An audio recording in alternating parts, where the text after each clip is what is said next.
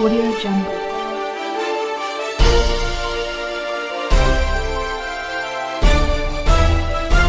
Audio Jungle.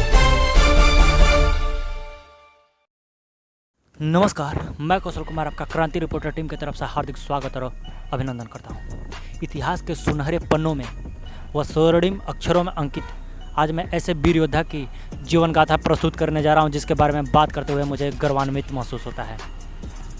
जैसा कि आप सभी जानते हैं मेरे प्यारे दर्शकों, क्रांति न्यूज हर रोज़ किसी महान शख्सियत के बारे में जीवन गाथा प्रस्तुत करता है, लेकिन साथ ही साथ चैनल का उद्देश्य किसी भी जाति, धर्म, समुदाय या फिर अन्य प्रकार के किसी व्यक्ति विशेष के भावनाओं को ठेस पहुंचाना कतई नहीं है। अतः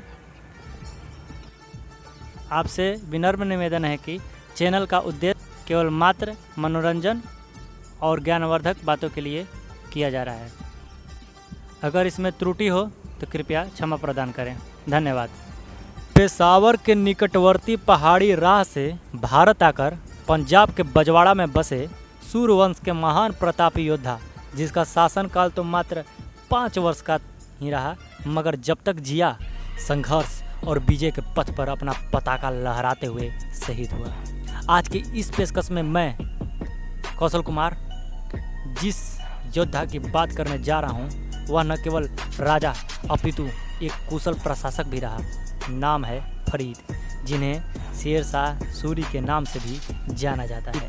फरीद के पिता जब हिंद आए तो इनके पितामह इब्राहिम खां सूर ने हिसार फिरोजा के सूबेदार जमाल खां और हसन खां ने उमर खां के यहाँ नौकरी कर ली, लेकिन इतिहास में साक्ष्य प्रतिशत केवल आंकड़ों और सुनी सुनाई किंवदंतियों के आधार पर आधारित है। अतः कुछ इतिहासकारों के अनुसार जब हसन खां की सेवा से प्रसन्न होकर जमाल खां ने उनको सासाराम, ख्वासपुर और टांडा के परगने जागीर के रूप में दे दिया, तब फरीद खां अपने पिता के साथ सासाराम में सोन नदी के किनारे अपना बालावस्था के प्रारंभिक वर्ष व्यतीत किए। देखिए, आमतौर पर हमारे घरों में भी आपसी प्यार, झगड़े और टकरार होते रहते हैं। ठीक उसी प्रकार फरीद के पारिवारिक माहौल आपसी टकराव, उलझन में सिमट सी गई थी। बालक अब तरुण अवस्था में प्रवेश कर चुका था। यद्यपि पिता हसन खां के बजवाड़े से बिहार पहुंचकर बड़ी जागीर पा जाने से हसन खां का दर्जा बढ़ गया था, किंतु फरीद और निजाम तथा उनकी माता के प्रति हसन के व्यवहार में अवनति हो गई और कौटुंबिक विवाद खड़ा होने लगा। इस विवाद का प्रमुख कारण यह था कि हसन खां अपनी सबसे छोटी पत्नी के प्रति अधिक आसक्त था, इसलिए वह फरीद और निजाम की मां की ओर कोई ध्यान नहीं देता था। अब देखिए, यह सब तो किंवदंती है और इतिहास में बहुविवाह का प्रचलन आमतौर पर साधारण माना जाता था।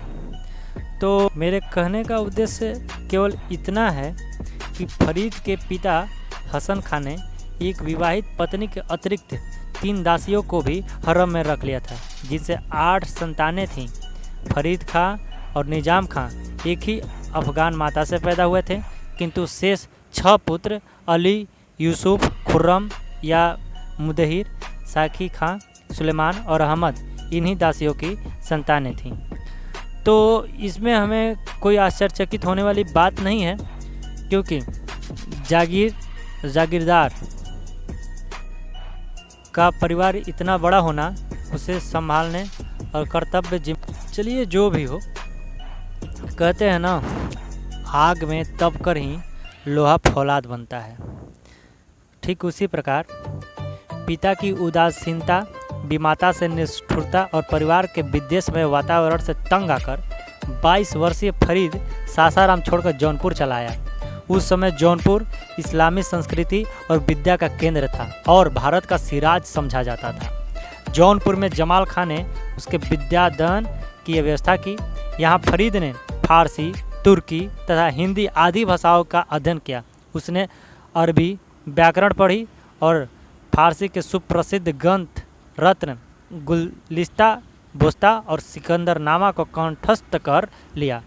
फरीद की कुशाग्र बुद्धि और असाधारण प्रतिभा से प्रभावित होकर जमाल खान ने हसन को अपने पुत्र से सद्व्यवहार करने का निर्देश दिया, जिसको स्वीकार कर हसन ने फरीद को अपनी जागीर का प्रबंधक नियुक्त कर दिया।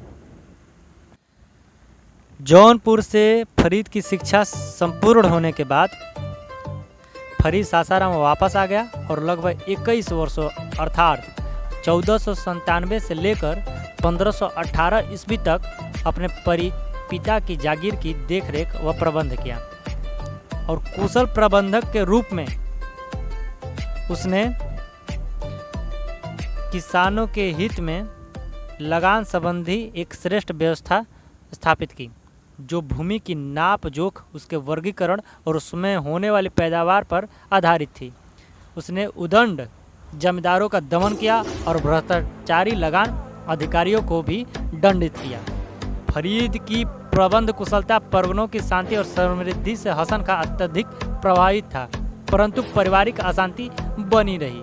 अंत में विमाता के दुर्व्यवहार और पिता के पक्षपात के कारण फरीद 1518 में फिर से घर छोड़कर आगरा चला गया।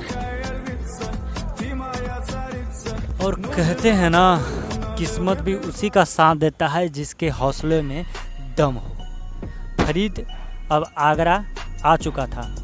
सुल्तान इब्राहिम लोदी से उसने प्रार्थना की कि पिता की जागीरें उसे सौंप दी जाए, किंतु सुल्तान ने उसकी प्रार्थना अस्वीकार कर दी।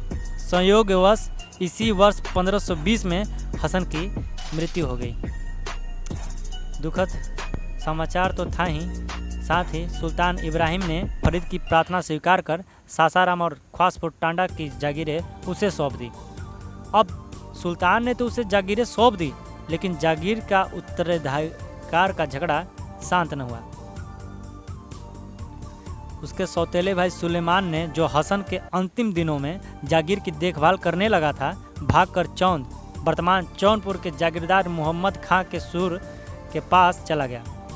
मोहम्मद खां, जो हसन खां से द्वेष रखता था, चाहता था कि हसन खां की जागीर को फरीद और उसके सौतेले भाइयों में बांट दिया जाए, किंतु फरीद विभाजन के लिए तैयार नहीं हुआ, क्योंकि कहते हैं ना, जिस प्रकार अशोक ने अपने 99 भाइयों की हत्या कर एक छत्र राज्य स्थापित किया, शायद इसी विचार से फरीद जागीर को बांटने का व्यवस्था उचित न समझता हो। चलिए, जो भी हो,